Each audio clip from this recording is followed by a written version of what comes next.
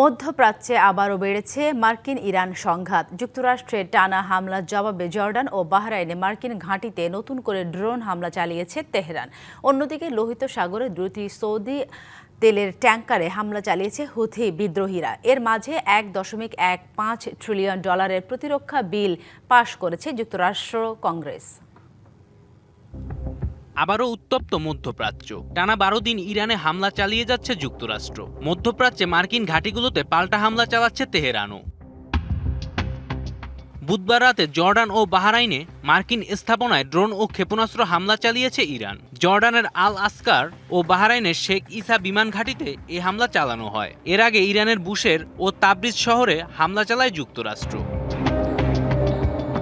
যুক্তরাষ্ট্রের সেন্টকম এক বিবৃতিতে জানায়, ইরানে সফল হামলা চালিয়েছে তারা। অন্যদিকে ইরানের পররাষ্ট্রমন্ত্রী আব্বাস আরাকচি সামাজিক যোগাযোগ মাধ্যমে দেয়া বার্তায় হুঁশিয়ারি দিয়ে বলেন, ইরানের ওপর হামলায় সহায়তাকারী দেশগুলোকে লক্ষ্যবস্তু করা হবে। সংঘাত ছড়িয়েছে লোহিত সাগরেও। দুটি সৌদি তেল ট্যাঙ্কারে ব্যালিস্টিক ও ক্রুজ মিসাইল ছুড়েছে ইয়েমেনি হুতি বিদ্রোহীরা। নৌ অবরোধ অমান্য করায় এই হামলা চালায় তারা।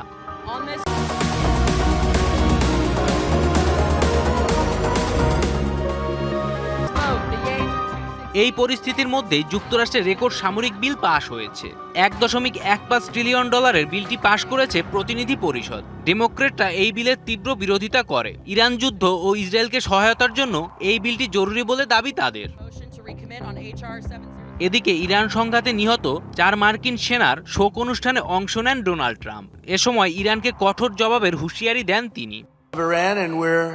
আমরা ইরানকে শক্ত হাতে মোকাবেলা করছি। তারা এখন কঠিন পরিস্থিতিতে আছে। তারা একটি চুক্তি করতে চায়। মধ্যপ্রাচ্যে হামলা পাল্টা হামলার জেরে হুমকির মুখে পড়েছে বিশ্ব অর্থনীতি। নিরাপত্তা সহ সার্বিক পরিস্থিতি এখনো চরম অনিশ্চয়তায়। জয় রায়, ডিবিসি নিউজ ডেস্ক।